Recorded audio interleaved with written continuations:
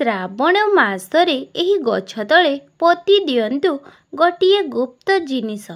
ଶ୍ରାବଣ ମାସରେ ପୁରା ମାଲାମାଲ ହୋଇଯିବେ। ବର୍ଷ ସାରା ପୁରା ଧନର ବର୍ଷା କରାଇବେ ମହାଦେବ। ଜାଣିବା ଆଗରୁ ମହାଦେବଙ୍କ ଭକ୍ତଗଣ ଭିଡ଼ିଓଟିକୁ ଗୋଟିଏ ଲାଇକ୍ ସବସ୍କ୍ରାଇବ୍ ନିହାତି କରନ୍ତୁ। ସେହି ଗୁପ୍ତ ଜିନିଷଟି ହେଉଛି ହଳଦୀ। ହଳଦୀ ଧନଲକ୍ଷ୍ମୀଙ୍କୁ ଚୁମ୍ବକ ପରି ଆକର୍ଷିତ କରିବାର ଶକ୍ତି ରହିଥାଏ।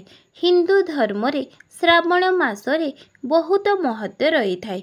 ଆପଣ ଯଦି କୌଣସି ମନସ୍କାମନା ରହିଛି ତାହା ପୂରଣ ହୋଇନାହିଁ ତ ସେହି ମନସ୍କାମନାକୁ ସ୍ମରଣ କରି ଶ୍ରାବଣ ମାସରେ କୌଣସି ଗୁରୁବାର ଦିନ କଦଳୀ ଗଛ ମୂଳରେ 2ଟି ଖଣ୍ଡ ହଳଦୀକୁ ପୋତି ଦିଅନ୍ତୁ।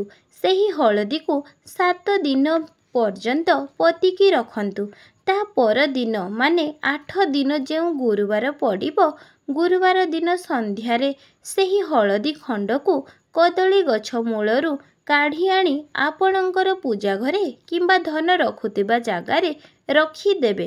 ଦେଖିବେ ଆପଣଙ୍କର ଯାହା ବି ମନସ୍କାମନା ଥିବ ତାହା ନିରନ୍ତର ଭାବରେ ପୂର୍ଣ୍ଣ ହେବ।